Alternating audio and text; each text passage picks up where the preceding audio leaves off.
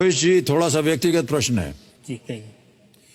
15 साल पहले आप केवल 600 रुपए लेकर के दिल्ली पहुंचे जी अपने भविष्य को उजागर करने के लिए। जी सर। आज आप यहां से 6,40,000 रुपए जीत कर जा रहे हैं, कैसा लग रहा है आपको? सर बहुत अच्छा।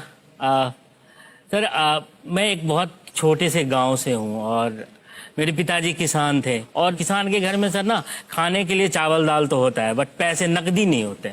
तो वो संघर्ष था, देखा था। स्कूल, सरकारी स्कूल जाना, मुझे याद है सर 1ली से 7वीं तक हम में से कोई चप्पल नहीं पहनता था और वो बुरा भी नहीं लगता सर क्योंकि मैं ही केवल नहीं पहनता था, क्लास में कोई भी नहीं पहनता था, किसी के पास थे ही नहीं।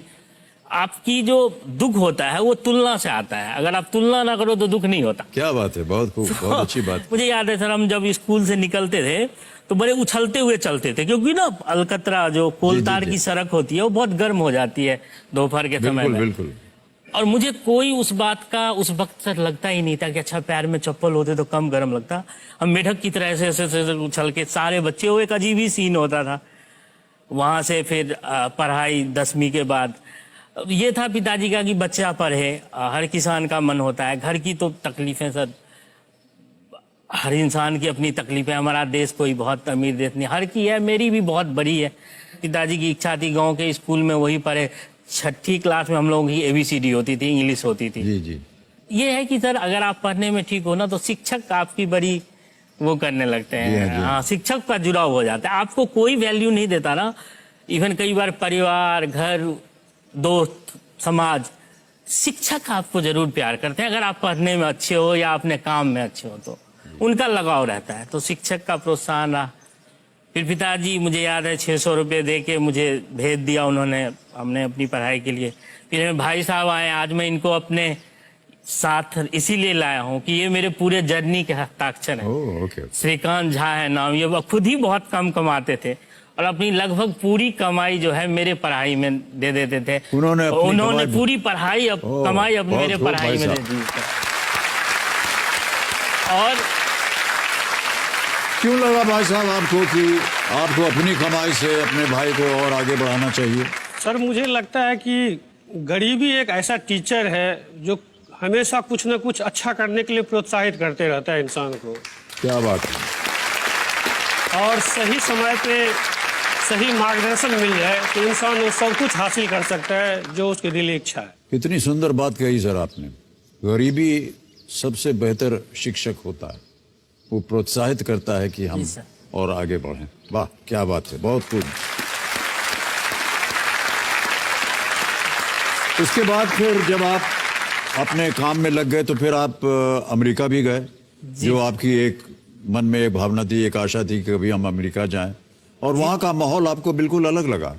क्या अलग था वहां पर? एक ये था कि हम 6ठी में ABCD पढ़े थे तो हमारे लिए अमेरिकन कल्चर, इंग्लिश ही अपने आप में एक नई चीज है क्योंकि आप अंग्रेजी, आपके अंग्रेजी स्कूल से नहीं हो, आप एक सरकारी स्कूल से हो और हमारी प्रोनाउंसिएशन डिफरेंट होती है सर। अभी भी कई बार प्रॉब्लम आती है, अब तो दिन रात उन्हीं के साथ काम करना पड़ता है, बट हमारी प्रोनाउंसिएशन अलग है और उनकी अलग है। लेकिन सर जो भी प्रोनाउंसिएशन है बहुत मीठी है।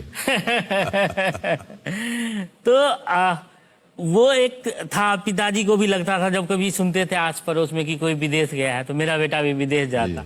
और फिर वक्त आपको जैसे जैसे आपकी मेहनत, वक्त, लोगों का साथ तो आगे ले जाता। तो मैं अमेरिका गया, इसी साल गया हूँ मेरे लिए, और ये एक सपना साकार होने जैसा है। कंपनी ने ही मुझे स्पॉन्सर किया था। तो एक अलग है सर, कई चीज़ों में अलग है। जैसे मुझे अलग लगा वहाँ का कि एक इंफ्रास्ट्रक्चर उनका बेहतर है, पहले से है।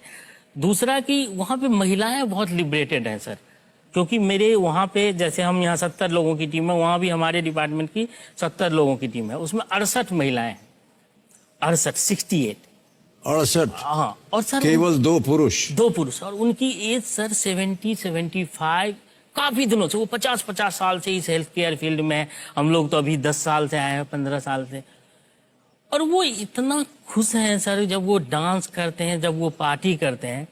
हमारे यहाँ तो महिलाओं को पहले ही महत्वहीन कर दो, और गलती से उनकी एज अगर 50 हो गई तो उनको तो बाहर खटिया पे बिठा के राम राम करवाना है, हमें और कुछ करवाना ही नहीं है। मैं सर आपके माध्यम से कहना चाहता हूँ, अगर आप 40 साल 50 साल के हैं तो अभी तो आपने जीना शुरू किया है, महिलाओं के लिए कहना चाहता जी, हूँ, जी। पूरी लाइफ जिए। मैं देख के आया हूँ वो लोग कैसे जी रहे हैं। प्लीज अपनी पूरी लाइफ अच्छे से जिए, जो मन है वो वाह, वाह, कीजिए और क्या जरूर बात है। जिए।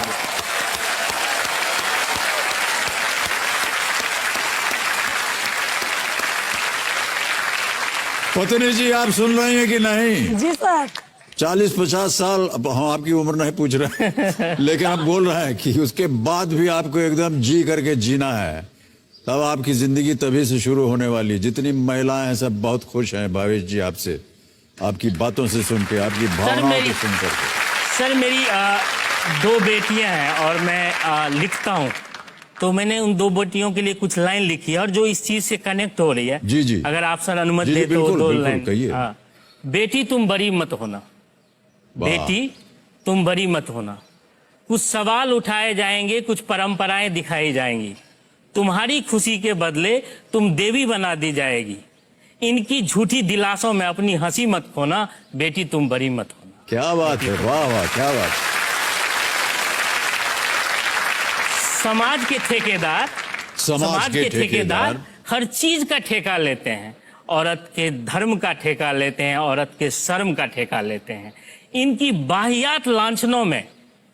बाहियात लांछनों से दुखी मत होना, बेटी तुम बड़ी मत होना, क्या बात बेटी है, तुम बहुत बड़ी खूब, मत बहुत खूब। होना। सर अगला लास्ट है, 2 जी। पंक्तियां हैं, अंतिम अंतिम 2 क्षण, पंक्तियां जी। हैं कि बड़ी होकर न तुम कोई झूठा संसार बसाना, अपने आंसू के कीमत पे न घर परिवार बसाना, जिस रिश्ते में प्यार न हो उस पर सती मत होना, बेटी तुम बड़ी वाह, वाह, मत क्या होना, बात बेटी है, तुम बहुत बड़ी। खूब सर, बहुत बहुत बधाई आपको।